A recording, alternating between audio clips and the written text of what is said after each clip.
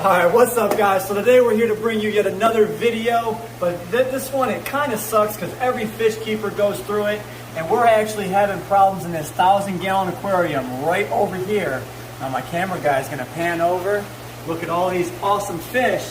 Now there's really nothing too bad going on in this tank, but we're having issues with attitude. For one, the Spirata aor, the Indian shovel-nosed catfish, he's starting to get a big head on him, so we want to go ahead and take him out before the tigrinus gets picked on, before fish start getting picked off. We knew it was going to come, we just did not know when. And then if you look back there at the platinum and the phantom red tails, they are starting to get girthy. They look like big chunks, and we're going to be worried about these biters over here soon.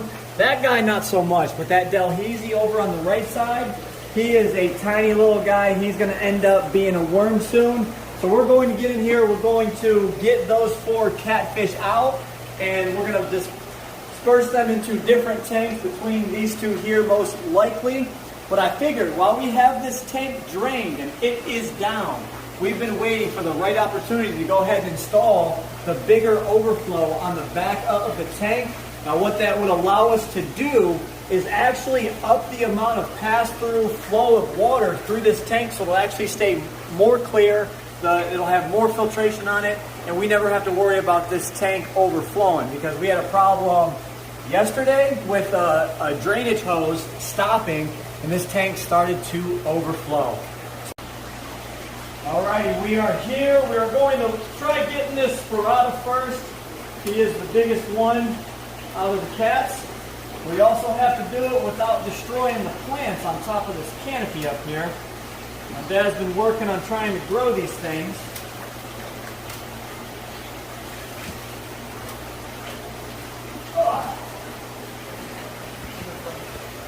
You are coming with me.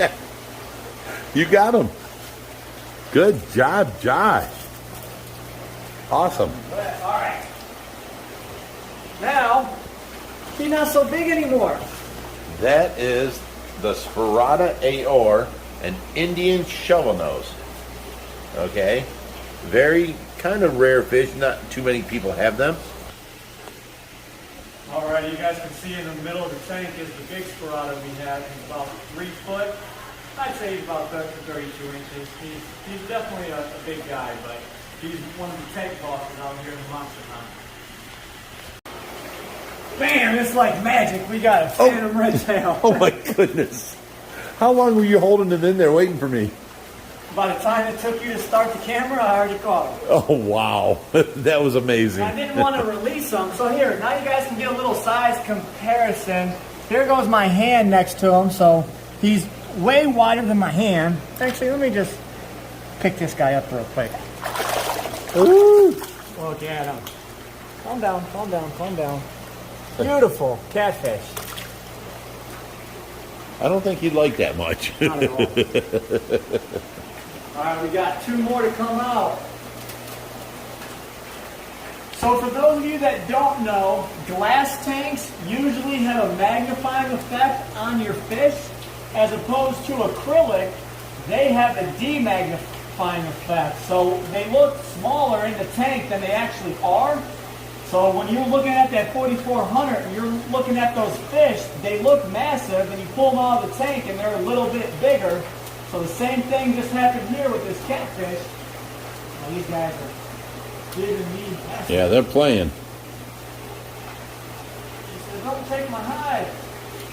And I got him. Oh, you got me wet. Alright. So now these guys are the phantoms. You can see they are pretty big as well. There they are in my hand. They're about 16 inches now. Pretty big boys. They look so much better in this tank. I can't believe it. They do.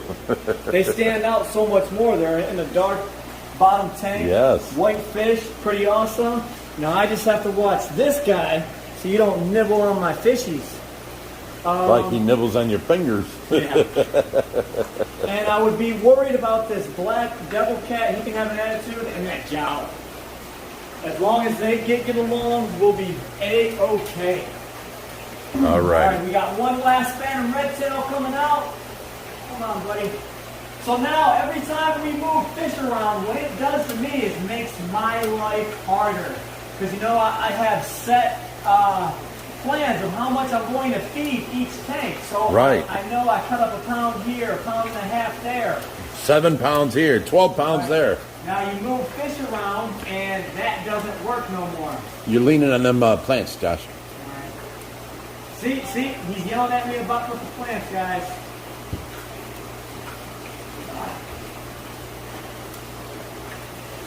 Oh, go straight down. There you go. Now go. Don't do that.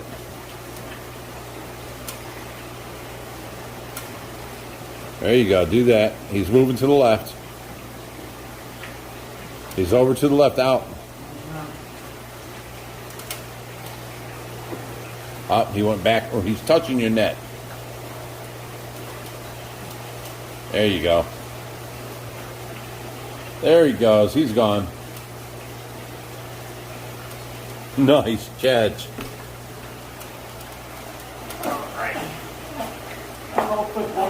Wait, let's hear him bark. For those of you that don't know, catfish do bark. And that is just a audible grunt. That's him basically telling you that I'm mad, let me go. All right, so this is actually the perfect one. He has no defects with him at all, no black spots, perfectly white catfish, and see-through. Beautiful. Now, I was supposed to feed them tonight, so before we fed, we went ahead and decided to move these guys so they didn't puke on us. Now, what this does for us over here, for one, opens up this tank. Now we don't got to worry about our biters in this tank, and the problem fish are now out. Everyone should start living peacefully again. And wait, didn't you want to get that datnoid? Yeah, I can't catch them though. They're super fast. So this brings me to my next point. We were going to install this new overflow on the back of the tank. My dad brought up a good point. He said, well, if you do that, you might as well buff these scratches out while you're on the inside. So we're going to leave this job for another day. I'm going to have to drain this tank down probably about a third of the way. I'm going to have to get in there. I'm going to have to sand this all down and get out all these scratches and buff it clean so you don't see this whatsoever. While we're doing that, I will go ahead and drill the hole, install that overflow. A bigger, larger overflow. We'll have a 2-inch bulkhead now going over to the sock table. Instead of a 1-inch. Correct. So that'll be good for us. We can have more flow going through it. And now, I'm thinking we can probably add some fish into this 1,000. We've got the long nose gar and the 125. Everything in there, actually. Yeah. The whole 125. Let's do that. Put them over. Alrighty. Wait, let me put your ladder back for you. Good man, good man. There you go. Right. Stingray and everything. The stingray's already in with our stingrays. We did that the other day. Oh, okay. I didn't see that. Here comes the long-nosed gar. We just got him eating. And we just did a water change on this tank, so it's virtually the same water. Actually, the water change was done yesterday with our system water. That's why I just do a plop and drop there. Beautiful fish. We have this lima shovel nose, which is eating fairly well. Come on, buddy. Yeah, I see him. Bam. Using a 4-foot long net in a 6-foot tank. All right, here we go. In your new home, bud. Now he's probably going to stay in here for the majority of his life because this guy will probably max out at about 2 foot. Now there is a species of lima shovel nose, much more rare. This is the more common one, but the larger ones can get up to about 3 foot. I've only seen one person have one in captivity, actually 2. Victor down in Florida has a couple of them. But there was arapaima up in Canada. Victor always has some rare fish. Yes, he does. But arapaima up in Canada, for those of you that remember that name from the Monster Fish Keeper days. Wait, you would remember him with that 50,000-gallon tank he added onto his house. Yep. All right, come on, boy. You're coming with me. Come on, bud. So we're putting this other arapaima in there. So now everything we were feeding this tank, we can feed the other tank what we already feed. So we got Brutus. We got Brutus Jr. in with the stingrays. No, what was his name? Wasn't his name? Have a name. Oh wait, he might have had a name. Yeah, Odin or something like that. No, we're gonna have to go back and watch the video. Right. But I've been calling him Brutus, Brutus Jr. and Baby Brutus. And Bubba. Come on, Baby Brutus. Oh my God, he doesn't want to come. I'm trying to give you a bigger home, buddy. All right. This is what we do. We give bigger homes. Now, this tank really can't overflow. If this tank ever overflows, this arapaima would be no more because they are a labyrinth breather and they go up to the top and gulp air. And so if this water was to overflow and touch the top acrylic, it would never, there would be no air there. And then the turtle would die and the arapaima would die.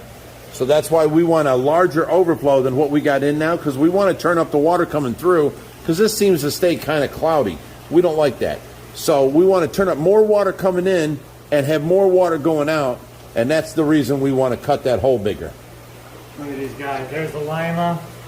Here goes the pima. And the gar's up top. There he is. All right, now there's one last fish in there, but this is going into a different tank. What is it, Josh? That's Pseudocanthus serratus. Oh, yeah. And nice black devil catfish? Black dragon cactus pleco. That's it, black dragon, not devil. All right. So, you know, we had to split these guys up because the big serratus was picking on the small one. So now this one, follow me. I got to run like Reaper. Oh, my goodness. Out. Oh, shit. I'm not as fast as Reaper. I'm not as fast as Josh. Oh, my God. He's running all the way around. Holy crap.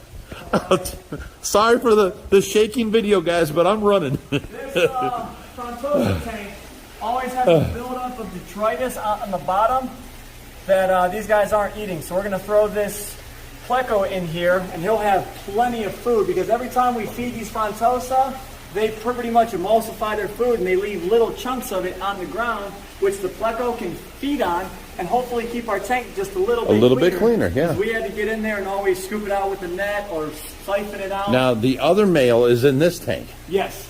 Because the males were fighting on each other. After the bass. And now the female is in one of the tanks in the fish room. So we have 3 of them black dragon cactus pleco. Yes. And which used to be super rare, but now that someone has them breeding in the United States, they're selling babies now for it was supposed to be us, guy. We were supposed to, what's his name? Jim Kitchen gave us the 2 males and the female and told us how rare these were. And if we would have got them breeding, we didn't get them breeding. We got them fighting. They wanted to kill each other. You're just going to walk past and not even tell the world of YouTube? Oh, yeah. Look at our saltwater tank, guys. I worked all day yesterday picking this up, taking it apart, putting it in 10 buckets, bringing it here, setting it back up, downloading all these programs, because there's a nice light with the program, and now it's running on its 24-hour program, and the corals, oh my goodness, yes. All right, I just want to say one other thing. The first time this tank was showcased was on Facebook, because someone let out a little video on there and the word started getting out. There's a little membership content on it. But tomorrow Joe morning from Their World Aquatics, first thing he chimed in was said, oh, don't reuse that live sand because there's going to be a bunch of bacteria and detritus releasing toxins into the water. See, that's Joe talking to us. You should know us better than that, Joe. This one's for you, buddy. My dad did rinse the sand before we put it back in the tank, and so there was no detritus. We lost no fish, and all the corals are living everywhere in there. There is corals everywhere. They're not lit up because of the light right now, but there are corals everywhere, and they're all blooming back and going good. They had all closed up during the move. I worked all day today getting everything back up and running. Now it's fully automated again. All the apps are running. The lights are on a schedule. and everything's done. The 2 gyres are on a schedule. The protein skimmer is set. Everything's done. Let's open up this door and show them. Here, let me see this. So you guys can see down here, the water comes down the return into this chamber, gets mechanical, goes through these socks here as well. It pumps over, goes through the protein skimmer, which That's is the Bubble Magus Curve 6 Elite. So it goes through the protein skimmer, which is pretty great, and then it goes back here to a little refugium, and you have the fudge light on it as well, and then you have the return pump. But if you look over here to the right, you've got all these switches and all these controllers. These 2 are for the 2 gyres. This is the Thermatic heating controller. and then up here is the whole system controller, and these are both dosing pumps. And this here is an automatic. You fill this up with water, and it automatically tops this off. And if you look right here, you've got individual switches, skimmer, UV light, heaters. Everything is on its own individual control. This was a very nice tank. So, yeah, there we have it. And we are going to Aquascape this weekend. So We might pick up is the mecca of corals. So, frags. So who knows? Corals. We might have some new corals in here. You know, some reds, oranges. You got a couple greens in here already. Who knows? Maybe if you guys have some suggestions on what you think would look good in here, let me know. So yeah. Hope you guys enjoyed today's video. It was an awesome one. Actually, no, I had to do a bunch more work. That sucks. But it's always awesome showing you guys what we're doing on a daily basis. Look at this 3000. We went ahead and swapped out this pump. Actually, go back in that room. So if you look right here, we have this System 3 Stay Right filter. This is a giant cartridge filter. We have one running the 58,000. So we said, hell, let's put one on the 3000. So that's what's cleaning the 3000. It got so clogged and the pump was undersized. So we went ahead and installed a reflow dart. It does about 3,600 gallons per hour at 26 feet ahead. It is a beast of a pump. But now what that allowed us to do is get this tank looking back to its former glory. Now look how crystal clear and pristine that water is. Look at my boy up here. I got him feeding so well. This bass is getting massive. But like I said, it's always awesome showing you guys around Ohio Fish Rescue what we do on a daily basis. This is why we're here, giving fish a bigger home, no matter if it's rescues or if it's our own fish. So I'll catch you guys in the next video. Like, comment, and share, guys. And as always, stay fishy, my friend.